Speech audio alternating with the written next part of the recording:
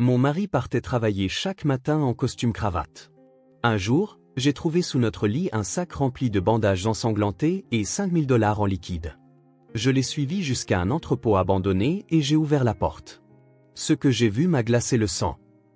Avant de commencer l'histoire, n'oubliez pas d'aimer et de vous abonner à la chaîne pour voir plus d'histoires comme celle-ci.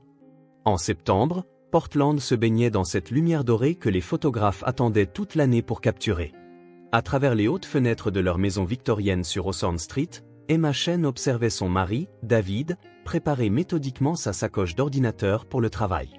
Leur routine matinale était devenue une chorégraphie confortable qu'ils exécutaient sans y penser.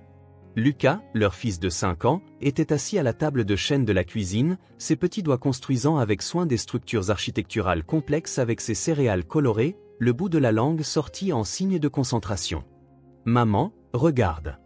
Regarde ça. J'ai fait un château avec des tours », annonça fièrement Lucas, ses cheveux sombres tombant sur ses yeux vifs d'une manière qui serra le cœur d'Emma d'amour. Emma posa sa tasse de café et s'approcha pour admirer sa création, passant ses doigts dans ses cheveux soyeux. « C'est merveilleux, mon chéri. Tu seras architecte un jour. » David, qui travaillait comme psychologue pour enfants à la clinique universitaire, versa sa deuxième tasse de café dans son mug de voyage, y ajoutant exactement une cuillère à café de sucre, comme il le faisait toujours. « N'oublie pas que j'ai cette conférence téléphonique avec le conseil scolaire à 15h. Je ne serai probablement pas à la maison avant 7h environ. »« Je m'en souviens, » répondit Emma, notant mentalement de préparer le dîner plus tôt. Elle travaillait comme traductrice indépendante, spécialisée dans les documents techniques en mandarin et en japonais, ce qui lui permettait d'avoir des horaires flexibles adaptés à l'emploi du temps de Lucas à la maternelle. Cet arrangement convenait parfaitement à leur famille, leur assurant une stabilité financière tout en permettant à Emma d'être présente pour l'enfance de Lucas, d'une manière que sa propre mère n'avait pas toujours pu l'être. Alors que David les embrassait tous les deux pour leur dire au revoir, Lucas sur la tête, Emma sur les lèvres, elle sentit la chaleur familière du contentement l'envahir. Cette vie qu'ils avaient bâtie ensemble, brique par brique, était tout ce qu'elle avait espéré en épousant David 7 ans plus tôt. Sûr, stable, prévisible. Pas de drame, pas de chaos, juste le rythme doux d'une famille avançant ensemble au fil des jours. Ce soir-là, alors qu'Emma aidait Lucas à terminer un puzzle complexe de dinosaures sur le sol du salon, son téléphone vibra sur la table basse. Le nom sur l'écran la fit hésiter un instant avant de répondre, sans qu'elle puisse expliquer pourquoi. « Salut, maman. »« Emma, ma chérie. Comment vas-tu ?» La voix de Grace avait ce ton doux et mesuré qu'Emma avait connu toute sa vie, douce mais toujours légèrement distante, comme si sa mère parlait de derrière une fine paroi de verre. « Nous allons bien. Occupé mais ça va. Lucas vient de commencer sa nouvelle école maternelle, et il s'est déjà lié d'amitié avec la moitié de la classe. C'est merveilleux, ma chérie. Il a toujours été un petit garçon si sociable. » Grace marqua une pause, et Emma put entendre le faible son des carillons éoliens en arrière-plan, ceux qui étaient accrochés sur le porche de sa mère depuis aussi longtemps qu'elle s'en souvenait. « En fait, c'est en partie pour ça que j'appelle. Je pensais, avec les vacances d'automne qui approchent dans 2 semaines, peut-être que Lucas pourrait rester avec moi un petit moment. Ça me manque de passer du temps avec mon petit-fils, et je le vois à peine maintenant. » Emma sentit quelque chose se serrer dans sa poitrine. Un vague malaise qu'elle ne pouvait expliquer, comme le sentiment d'oublier quelque chose d'important sans pouvoir se souvenir de quoi. « C'est vraiment gentil de ta part, maman, Ce ne serait qu'1 semaine. Je sais que ça peut paraître long, mais je me suis sentie si seule ici, Emma. L'ancien bureau de ton père serait parfait pour lui. Je l'ai entièrement redécoré, j'ai peint les murs d'un bleu joyeux, mis un joli lit, ajouté quelques jouets.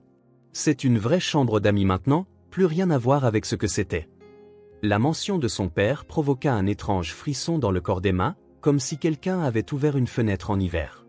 Thomas Chen était mort dans un accident de voiture 15 ans plus tôt, quand Emma avait 17 ans et préparait ses dossiers pour l'université. Elle pensait rarement à lui, ce qui la faisait parfois culpabiliser dans les moments de calme. Ne devrait-elle pas se souvenir davantage de son propre père? Son absence ne devrait-elle pas lui faire plus mal? « Laisse-moi en parler à David, » dit finalement Emma, s'accordant du temps pour comprendre pourquoi son estomac se nouait. « Bien sûr, ma chérie. Aucune pression. Je pensais juste que ce serait bien, tu sais, un moment de qualité avec mon petit-fils avant qu'il ne soit trop grand pour vouloir passer du temps avec sa grand-mère ennuyeuse. » Grace rit doucement, mais il y avait quelque chose sous ce rire. De la solitude, peut-être. Ou autre chose. Mais après avoir raccroché, le malaise persista, s'installant sur les épaules d'Emma comme un poids. Elle se tenait à la fenêtre, regardant la pluie de Portland commencer à tomber à verse, transformant la rue en une rivière de reflets de lampadaires. Elle ne pouvait expliquer pourquoi l'idée que Lucas reste chez sa mère la dérangeait. Grace était douce, aimante, totalement digne de confiance. Elle avait été une mère dévouée bien qu'un peu réservée, toujours là quand Emma avait besoin d'elle. Et pourtant, quand David rentra juste après 7 heures, sentant la pluie et le café, Emma mentionna la proposition pendant qu'ils préparaient le dîner ensemble, se déplaçant dans leur cuisine dans la danse bien rodée des couples mariés depuis longtemps. Ça a l'air génial, dit David avec enthousiasme, coupant des légumes pour le sauter. On pourrait tous les deux profiter d'une pause pour rattraper notre retard au travail, et Lucas adore ta mère. Elle le couvre de cadeaux. Qu'est-ce qui te tracasse à ce sujet? Je ne sais pas, admit Emma, mesurant le riz dans le cuiseur. Rien, je suppose. C'est idiot. Juste un pressentiment. David posa le couteau et se tourna vers elle, ses instincts de psychologue prenant le dessus. Tes sentiments ne sont jamais idiots, et si tu n'es pas à l'aise, on dira non. Ta mère comprendra. Non, c'est bon. Je pense que maman serait vraiment déçue et elle ne demande pas grand-chose. D'ailleurs, ce n'est qu'une semaine. Que pourrait-il se passer en une semaine? Les mots parurent étrangement de mauvais augure dès qu'ils quittèrent sa bouche, mais Emma refoula ce sentiment et se concentra sur le dîner. Le samedi suivant arriva, clair et frais, un temps d'automne parfait. Emma conduisit Lucas jusqu'à la maison de son enfance en banlieue, un trajet qu'elle avait fait des centaines de fois mais qui lui semblait toujours légèrement surréaliste, comme si elle remontait le temps en voiture. Les 2 heures de route les firent traverser des forêts commençant leur transformation automnale, les feuilles passant du vert à l'or et au cramoisi. Lucas chantait avec enthousiasme ses chansons préférées sur la banquette arrière, complètement à l'aise, s'arrêtant de temps en temps pour montrer des nuages, des oiseaux ou des camions intéressants. La maison apparut alors qu'Emma tournait dans Maple Street, identique à ce qu'elle avait été pendant des décennies. Blanche avec des volets verts, un porche qui faisait le tour de la maison avec ses carillons toujours suspendus, un jardin soigneusement entretenu avec des chrysanthèmes d'automne fleurissant en parterres organisés. Grace était déjà à la porte, agitant la main, vêtue d'un cardigan malgré le temps doux. « Mamie !» Lucas se dégagea de son rehausseur dès qu'Emma le détacha et courut à travers la pelouse pour l'embrasser. Grace serra son petit-fils fort contre elle, se penchant à son niveau, et Emma vit des larmes briller dans les yeux de sa mère. « Tu m'as tellement manqué, Lucas. Tellement. Nous allons passer une semaine merveilleuse ensemble. » Emma porta la petite valise à l'imprimé dinosaure de Lucas jusqu'à la porte, ses pieds connaissant chaque fissure du trottoir sans même regarder. La maison sentait la même chose que toujours, les bougies à la vanille, le vieux bois et quelque chose d'autre qu'Emma ne pouvait jamais tout à fait identifier. Familier et étrangement étranger à la fois, comme un mot que l'on connaît mais dont on ne se souvient plus de la signification. « Tu entres pour un thé ?» offrit Grace, reculant déjà pour faire de la place. « J'ai fait ces biscuits au citron que tu aimais tant. Je devrais rentrer. David a du travail à finir, et j'ai promis de l'aider avec quelques notes de cas. » Ce n'était pas entièrement vrai, mais Emma ressentait un besoin urgent de partir, sans pouvoir dire pourquoi. Grace hocha la tête d'un air compréhensif, mais Emma surprit quelque chose traverser le visage de sa mère. Du soulagement? De la déception? De l'appréhension? Elle ne pouvait le dire, et l'expression disparut si vite qu'Emma se demanda si elle ne l'avait pas imaginé. « Appelle-moi si quoi que ce soit arrive, » dit Emma en s'agenouillant pour serrer Lucas dans ses bras, respirant son odeur de petit garçon, un mélange de shampoing et de poussière de terrain de jeu. « Sois sage pour mamie, d'accord? »« Oui, maman. Je t'aime. »« Je t'aime aussi, mon grand. »« Tout ira bien, » l'assura Grace, posant sa main sur l'épaule de Lucas dans un geste qui semblait à la fois protecteur et possessif. « N'est-ce pas, Lucas ?» En s'éloignant en voiture, Emma les regarda dans le rétroviseur jusqu'au tout dernier moment. La main de Grace reposait sur l'épaule de Lucas pendant qu'ils agitaient la leur, les deux silhouettes devenant de plus en plus petites. Quelque chose dans cette image serra la gorge d'Emma d'une émotion qu'elle ne pouvait nommer, mais elle refoula ce sentiment et monta le volume de la radio pour noyer ses pensées. Les premiers jours se déroulèrent paisiblement, du moins en apparence. Grace appelait chaque soir précisément à 19 h pour permettre à Emma de parler à Lucas. Le garçon passait un moment merveilleux, sa voix pétillant d'excitation alors qu'ils décrivaient leurs aventures. Ils avaient visité le parc où Emma avait joué enfant, préparé 3 sortes de biscuits différents, lu toute la collection de livres du docteur Seuss, travaillé ensemble dans le jardin. La voix de Grace pendant ces appels était joyeuse et engagée, bien qu'Emma décelât une fatigue sous-jacente, une lourdeur dans ses mots qui n'était pas là auparavant. Le 4e jour, lors de leur appel du soir, Grace mentionna en passant quelque chose qui fit que la main d'Emma se crispa sur son téléphone. Lucas a trouvé de vieilles choses dans le placard du bureau pendant que nous cherchions des jeux de société. Il joue avec le vieil enregistreur vocal de ton père depuis tout l'après-midi. Tu te souviens de ce truc? Thomas en était obsédé, il enregistrait toujours tout. Les dîners, les appels téléphoniques, même ses propres pensées. J'avais oublié qu'on l'avait encore. La main d'Emma se crispa sur le téléphone. Un flash de mémoire surgit sans y être invité, son père parlant dans un petit appareil, sa voix basse et sérieuse, enregistrant toujours, documentant toujours. Le souvenir était inconfortable, comme un manteau mal ajusté, bien qu'elle ne puisse dire pourquoi. Son père avait été ingénieur en logiciel, méthodique et soucieux du détail. Bien sûr qu'il documentait les choses. C'était normal, n'est-ce pas? Ce vieil engin fonctionne encore, demanda Emma, sa voix sortant tendue. Apparemment. Lucas s'est enregistré en train de raconter des histoires. C'est assez adorable, en fait.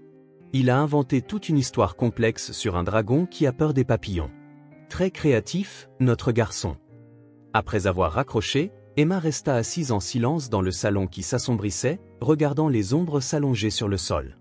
Le malaise était revenu, plus fort maintenant, plus insistant.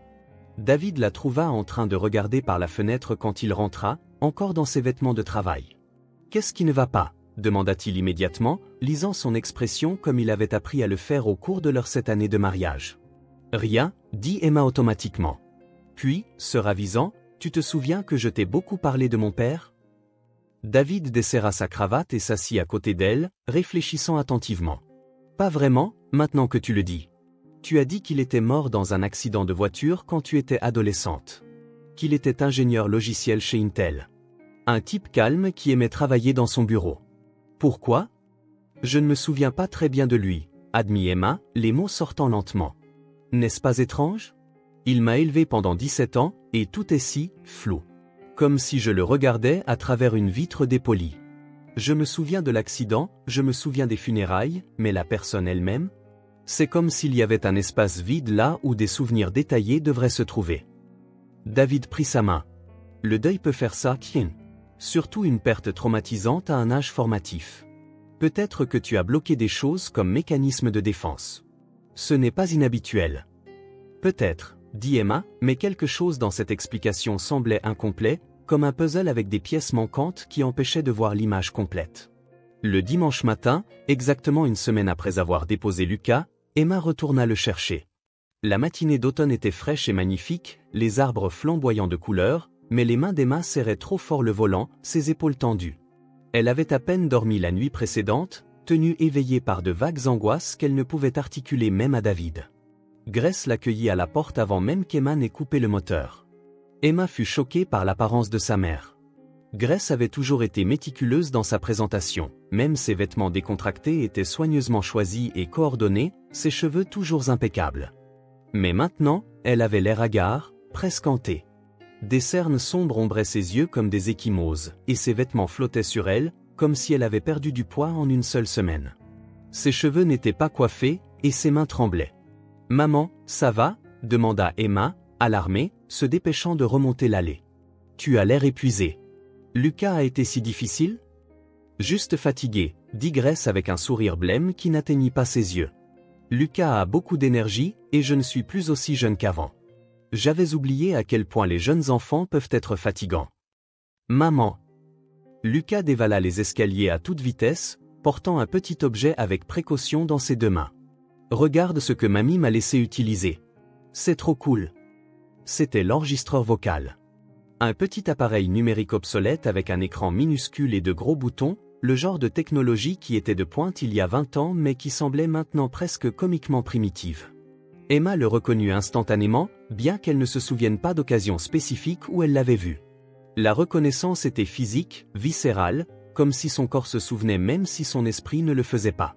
« J'ai enregistré toutes mes histoires », dit Lucas avec excitation, ses mots se bousculant. « Et les histoires de mamie aussi. Et j'ai trouvé d'autres enregistrements déjà dessus.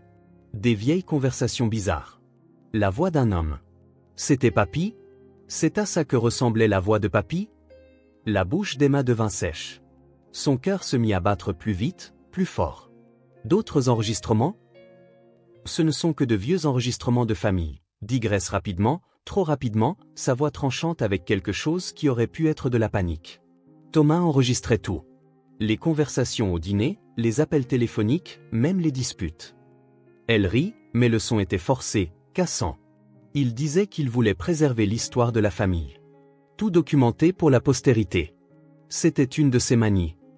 Emma prit l'enregistreur des mains de Lucas, et au moment où ses doigts se refermèrent dessus, elle sentit une vague de terreur inexplicable. L'appareil était plus lourd qu'elle ne s'y attendait, solide et réel d'une manière qui lui retourna l'estomac. Il semblait déplacé dans ses mains, comme tenir quelque chose qui aurait dû rester enterré, quelque chose qui avait été caché pour une bonne raison. « Je peux le garder, maman ?» Mamie a dit que je pouvais, demanda Lucas, regardant alternativement les deux femmes avec ses yeux innocents de 5 ans. Emma regarda sa mère. L'expression de Grace était soigneusement neutre, mais ses yeux contenaient quelque chose qu'Emma ne pouvait déchiffrer. De la peur? De l'espoir? De la résignation? Les trois à la fois? Bien sûr, mon chéri, s'entendit-elle dire, les mots venant de quelque part d'automatique pendant que son esprit vacillait. Ils se dirent au revoir sur le porche. Grace serra Lucas dans ses bras pendant un long moment, lui chuchotant quelque chose à l'oreille qui le fit hocher la tête sérieusement, son petit visage solennel. Quand Grace serra Emma dans ses bras, elle la tint fermement, désespérément, son corps tremblant légèrement. « Je t'aime » murmura Grace contre les cheveux d'Emma. « J'ai toujours essayé de faire ce qui était le mieux pour toi. Toujours. J'ai besoin que tu te souviennes de ça, quoi qu'il arrive. Quoi que tu apprennes. J'ai essayé de te protéger. C'est tout ce que j'ai toujours voulu faire. » Les mots sonnaient comme un adieu, bien qu'Emma ne comprit pas pourquoi. Ils semblaient chargés d'un sens qu'elle ne pouvait décoder, lourds de choses non dites. Pendant le trajet du retour, Lucas bavarda joyeusement à propos de sa semaine, racontant à Emma chaque biscuit qu'ils avaient préparé, chaque jeu auquel ils avaient joué, chaque histoire que mamie avait lue. Emma écoutait d'une oreille distraite, émettant des sons d'intérêt appropriés. L'enregistreur vocal était posé dans le porte-gobelet entre les sièges avant, et Emma ne cessait de le regarder, incapable de détourner le regard longtemps, comme s'il pouvait faire quelque chose si elle ne le surveillait pas attentivement. De retour à la maison, Lucas voulut immédiatement faire écouter ses enregistrements à David, qui travaillait dans son bureau à domicile. Ils se rassemblèrent dans le salon, Lucas rebondissant d'excitation, et il appuya fièrement sur le bouton de lecture avec son petit doigt. Sa jeune voix emplit la pièce, racontant une histoire décousue de dragons, de châteaux et de braves chevaliers. David et Emma sourirent, mais le sourire d'Emma semblait figé sur son visage, artificiel, comme un masque qu'elle tenait. Encore. Écoutez celui-là. Lucas continuait d'appuyer sur les boutons, fasciné par la technologie.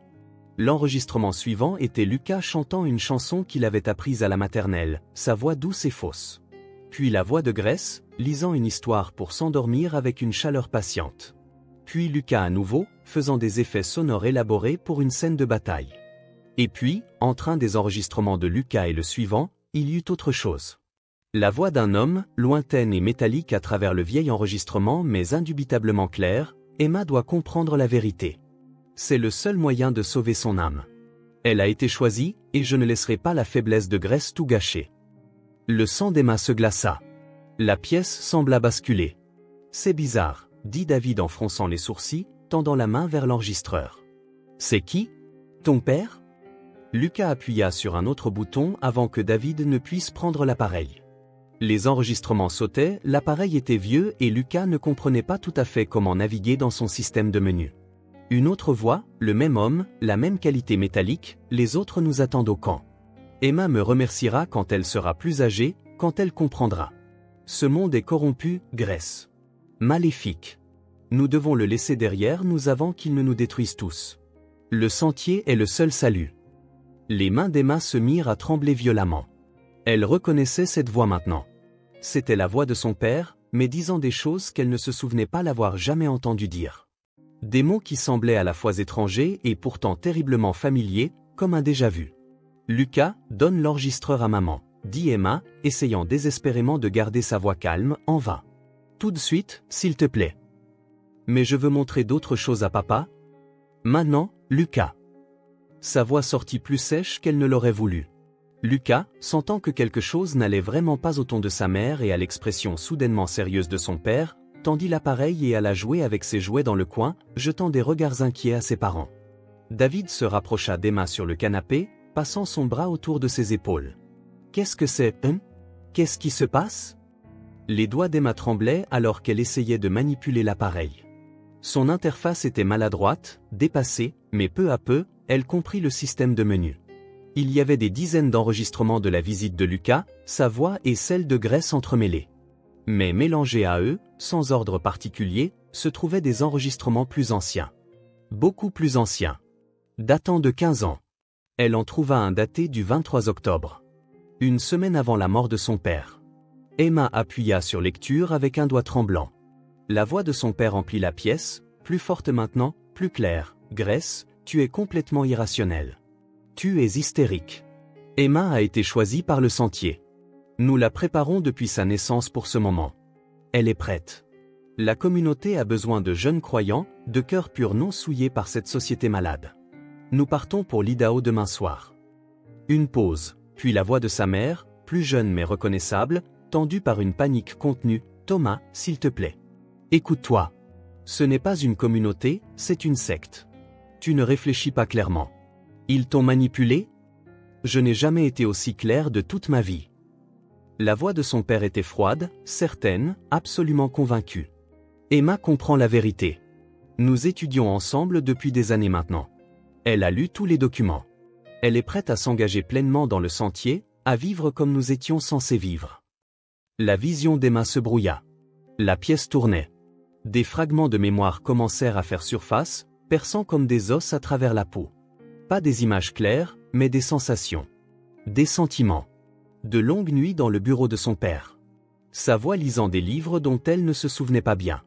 Des mots sur la pureté, sur le monde extérieur corrompu, sur le sacrifice et la dévotion et les élus qui survivraient à l'effondrement à venir. Emma? La voix de David semblait lointaine, comme s'il parlait d'une autre pièce. Qu'est-ce que c'est? De quoi parle-t-il? Emma ne pouvait pas répondre. Sa gorge s'était nouée.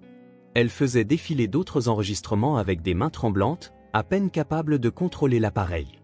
Un autre enregistrement, même date, plus tard dans la journée, j'emmène Emma demain soir. J'ai tout arrangé avec les anciens. Le camp de la communauté est en Idaho, à 3 heures après Boise. Nous y serons libres, complètement libres, loin de cette société empoisonnée qui pourrit de l'intérieur. Emma épousera le fils du frère Michael quand elle aura 18 ans. Tout est prévu. Elle sera en sécurité, pure, protégée. La voix de Grace, au bord de la rupture, « Je ne te laisserai pas l'emmener, Thomas. Je ne peux pas. Elle a 17 ans. Elle a toute la vie devant elle. Elle a toute sa vie éternelle devant elle. » La voix de son père était fervente maintenant, zélée. « C'est ce que tu ne comprends pas. Cette vie terrestre n'est rien. Le Sentier est tout. Tu n'es pas obligé de venir avec nous, Grace. Reste ici si tu veux, reste dans ce monde mourant. Mais Emma vient avec moi. Tu n'as plus le choix. Je suis son père. Légalement, tu ne peux pas m'empêcher de l'emmener. Elle veut y aller. N'est-ce pas, Emma? » Une pause, et puis l'estomac d'Emma se souleva, sa propre voix d'adolescente. « Oui, papa. Je veux y aller. Je comprends maintenant. Le Sentier est le salut. » L'enregistrement s'arrêta. Emma ne pouvait plus respirer. Elle était en hyperventilation. D'autres souvenirs affluaient maintenant, brisant la digue qui les avait retenus pendant 15 ans. Le bureau de son père. Des bougies allumées. Des livres avec des symboles étranges sur les couvertures. Des heures et des heures de lecture, d'études, la main de son père sur son épaule, sa voix douce mais ferme. « Tu es spéciale, Emma. Tu fais partie des élus. Tu vas aider à sauver le monde de lui-même. Tout le monde ne peut pas comprendre, mais toi, si. Tu es assez intelligente pour voir la vérité. » Elle avait 17 ans. Assez âgée pour comprendre, mais d'une certaine manière, elle n'avait pas compris. Où l'avait-elle fait? Avait-elle été si complètement endoctrinée qu'elle avait réellement voulu y aller? Ce souvenir la rendait malade. Emma trouva un autre enregistrement avec des mains tremblantes. 24 octobre. Le jour de la mort de son père. Celui-ci commençait différemment. Il y avait du mouvement, des bruissements. L'enregistreur avait été laissé allumer, peut-être par accident, enregistrant tout. La voix de son père, urgente maintenant, « Emma, on part maintenant. Prends tes sacs et monte dans la voiture. Tout de suite. » La voix d'une Emma plus jeune, incertaine, hésitante, mais maman a dit « Je me fiche de ce que ta mère a dit. Elle ne comprend pas. Elle a été corrompue par ce monde. Monte dans la voiture, Emma. Les anciens nous attendent. » Puis la voix de Grace, stable et froide d'une manière qu'Emma n'avait jamais entendue auparavant ou depuis. « Emma, rentre dans la maison. Maman. » Grace, écarte-toi de la voiture. Non. Je te préviens. Tu ne l'emmèneras pas, Thomas. Pas aujourd'hui. Jamais. Emma ferma les yeux. Le souvenir revenait maintenant dans son intégralité, vif et terrible. Elle se tenait sur le porche dans la lumière du soir, un sac contenant ses affaires. La voiture de son père tournait dans l'allée, le moteur grondant. Sa mère s'était placée juste devant la portière du conducteur, lui bloquant le passage. L'enregistrement continua, et Emma entendit tout avec une clarté horrible. La dispute qui s'envenimait, les voix qui montaient. Son père remontant dans la voiture, furieux, claquant la portière. Le son du moteur vrombissant de colère. Et puis la voix de Grace, étrangement calme, d'une composition sinistre. Si tu ne restes pas pour te faire soigner, si tu ne libères pas Emma de cette folie, alors tu pars seul. Et tu ne reviens jamais. Tu me comprends? Jamais. L'enregistrement capta le son de la portière de la voiture qui s'ouvrait, une lutte, la voix de son père s'élevant de colère, et puis, la partie la plus glaçante fut ce qui suivit. Un long silence, s'étirant sur plusieurs minutes. Le bruit d'une voiture qui s'éloignait. Encore le silence. Puis la voix de Grace, parlant directement dans l'enregistreur, lente et délibérée, 24 octobre, 20h47. Thomas a essayé d'emmener Emma. Il allait la conduire en Idaho ce soir, à ce camp. Ces gens, cette secte, il l'avait convaincue qu'elle était destinée à quelque chose de spécial. Qu'elle devait être coupée du monde, de moi, de toute chance de vie normale. Il la conditionnait depuis des années, depuis qu'elle était petite, et je ne l'ai pas vue. Je ne voulais pas le voir. Je me disais que c'était juste un lien père-fille. J'étais si stupide. Si faible. Mais ce soir, je ne pouvais pas le laisser l'emmener. Je ne pouvais pas. Les freins? J'ai coupé la conduite de frein ce matin, tôt, avant qu'aucun d'eux ne se réveille. Je connaissais la route qu'il prendrait pour l'autoroute. Ce virage sur la Highway 26, celui sans garde-corps où la route plonge. Je savais exactement ce qui se passerait. Emma ne doit jamais savoir ça. Elle doit croire que c'était un accident.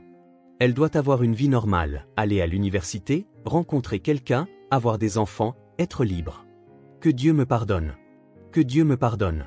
Mais je le referai. Je le referai 1000 fois pour la sauver. Je donnerai mon âme 1000 fois pour sauver la sienne. L'enregistrement s'éteignit. Emma était assise dans un silence absolu. Le monde s'était arrêté. Le visage de David était devenu pâle, son sang-froid de psychologue complètement brisé. « Ta mère, » murmura David, la voix rauque. « Ta mère a tué ton père. » Emma ne pouvait pas parler. Les souvenirs étaient écrasantes maintenant, une inondation qu'elle ne pouvait arrêter. Des années d'endoctrinement subtil, si progressif qu'elle ne l'avait jamais remarqué. Le bureau de son père, les livres aux titres comme « Le sentier de la pureté » et « Se préparer à l'effondrement ». Les enseignements sur la façon dont le monde extérieur était malade, comment l'éducation au-delà de l'alphabétisation de base était un contrôle mental dangereux, comment le but sacré des femmes était de servir et de porter des enfants pour l'avenir de la communauté. Elle avait été conditionnée, lentement et méthodiquement, pour rejoindre une secte apocalyptique. Et elle avait été trop jeune et trop contrôlée pour réaliser que c'était mal. Après l'accident, sa mère l'avait mise en thérapie intensive, bien qu'Emma ne se souvint pas pourquoi à l'époque. Les avait fait déménager dans une autre ville en quelques mois. Avait soigneusement, délibérément, reconstruit la vie d'Emma à partir de zéro, ne mentionnant jamais la secte, ne parlant jamais en mal de Thomas, laissant Emma se souvenir de lui comme d'un père normal mort tragiquement. Et d'une manière ou d'une autre, miraculeusement ou terriblement, Emma avait tout bloqué. Les souvenirs de ces années avec son père, les enseignements étranges, l'endoctrinement, tout cela enfoui si profondément qu'elle avait vécu 15 ans sans s'en souvenir consciemment. Elle s'était souvenue de lui comme d'un simple ingénieur logiciel discret. Un père normal, légèrement réservé, mort tragiquement dans un accident de voiture. Pas l'homme qui se préparait à l'enlever pour la faire entrer dans une secte qui pratiquait le mariage des enfants. « Je dois lui parler », dit Emma, sa voix distante et étrange à ses propres oreilles. « J'ai besoin de l'entendre le dire. Elle appela Grace avec des mains tremblantes.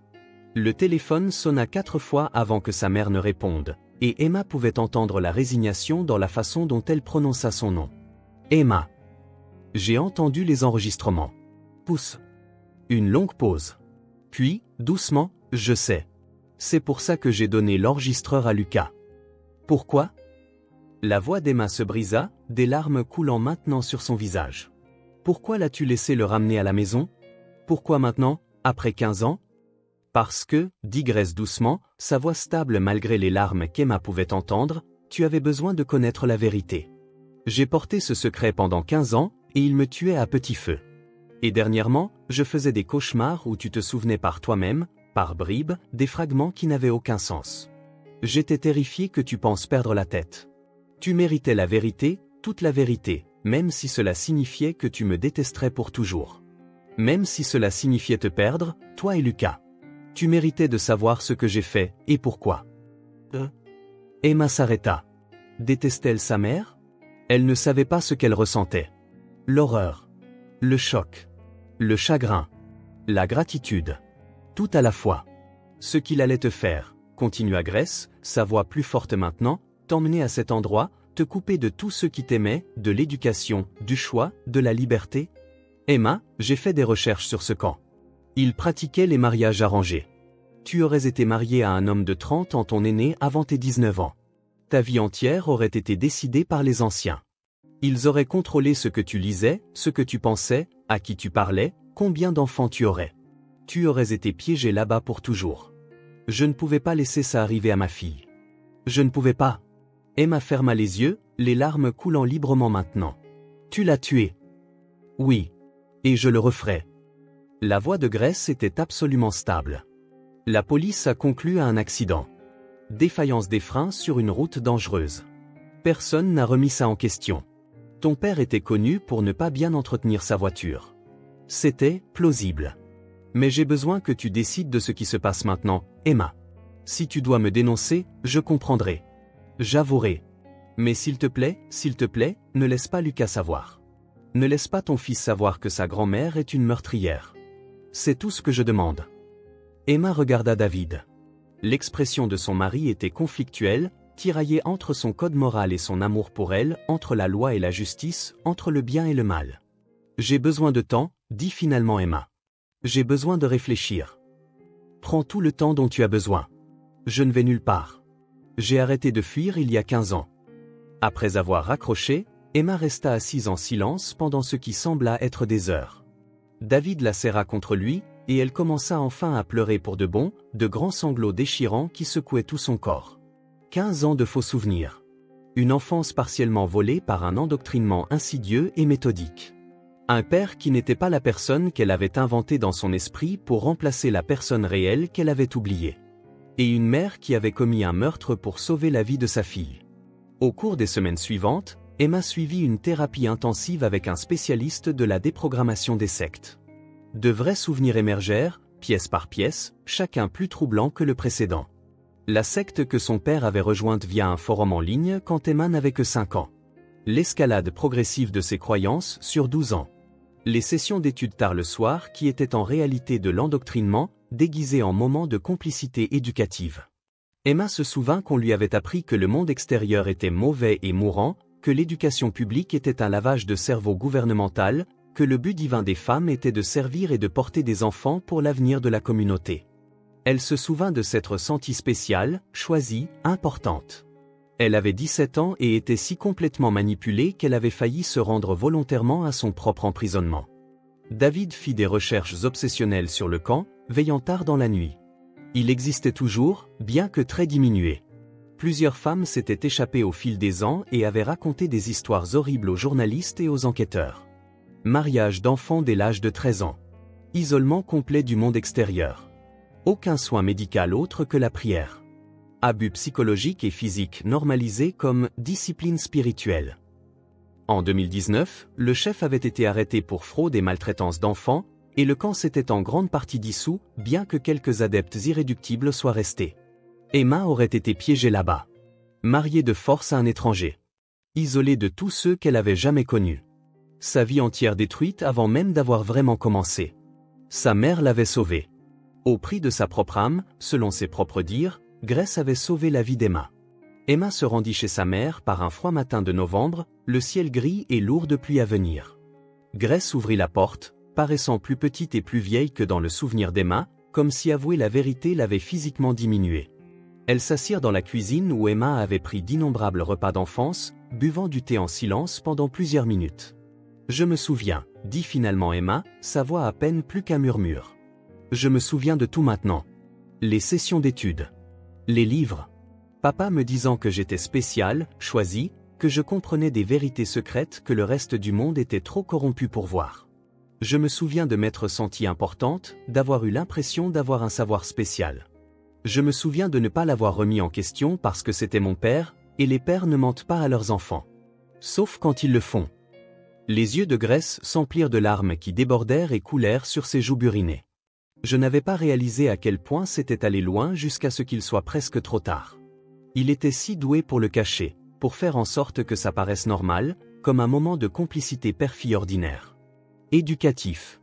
Je pensais qu'il t'apprenait la programmation, ou l'histoire de la Chine, ou les mathématiques. Je ne savais pas qu'il t'apprenait à te préparer pour la fin du monde. Pourquoi n'as-tu pas simplement divorcé ? Ne m'as-tu pas emmené légalement ? J'ai essayé, Emma. J'ai consulté 3 avocats différents. Mais tu avais 17 ans. Au tribunal, tu aurais témoigné que tu voulais rester avec ton père. Tu étais tellement endoctriné à ce moment-là. Les juges lui auraient donné la garde, ou au moins la garde partagée. Et dès qu'il aurait eu la garde légale, il t'aurait emmené. Les avocats ont tous dit la même chose, je ne pouvais pas prouver la maltraitance parce qu'elle n'était pas physique. L'endoctrinement n'est pas illégal. J'étais piégé.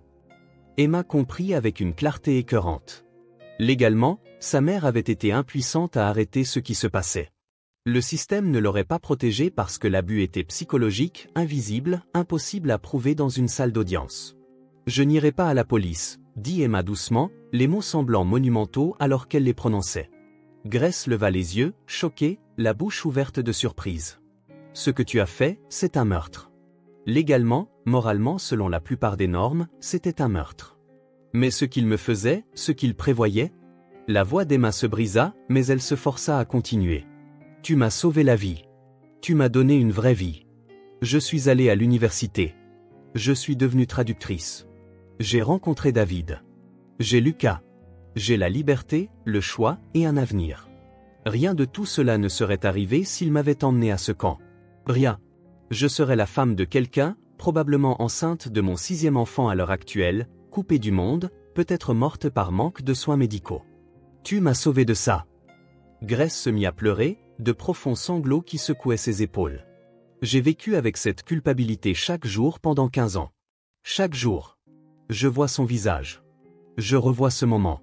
Je me demande s'il y avait un autre moyen. Il n'y en avait pas, dit fermement Emma, tendant la main par-dessus la table pour prendre celle de sa mère. J'ai fait des recherches aussi. J'ai lu tout ce que je pouvais trouver sur ce camp, sur les gens qui s'en sont échappés. Maman, c'était l'enfer sur terre. Ces femmes qui en sont sorties, leurs histoires. Tu ne m'as pas seulement sauvé d'une mauvaise situation. Tu m'as sauvé d'un abus systématique qui aurait détruit tout ce que je suis. Tu m'as sauvé de la perte de toute mon identité, de tout mon être. Les 2 femmes s'étreignirent par-dessus la table, pleurant ensemble, 15 ans de secrets, de silence et de culpabilité se brisant enfin entre elles. Dans les mois qui suivirent, Emma et Grace travaillèrent soigneusement à reconstruire leur relation sur cette nouvelle base de terribles vérités. Emma apprit tout ce qu'elle pouvait sur la secte, sur la descente de son père dans l'extrémisme qui avait commencé bien avant sa naissance, sur les tentatives désespérées de sa mère pour le raisonner avant qu'il ne soit trop tard, sur le moment où Grace réalisa qu'elle devait faire un choix impossible. Elles firent aussi des recherches ensemble sur les survivants du camp. Emma contacta plusieurs femmes qui s'étaient échappées, et leurs histoires étaient déchirantes, abus systématiques, mariages forcés avec des hommes beaucoup plus âgés, enfants privés d'éducation ou de soins médicaux, femmes mortes en couche parce que les chefs interdisaient les hôpitaux. Emma réalisa que sa mère ne l'avait pas seulement sauvée d'une situation difficile.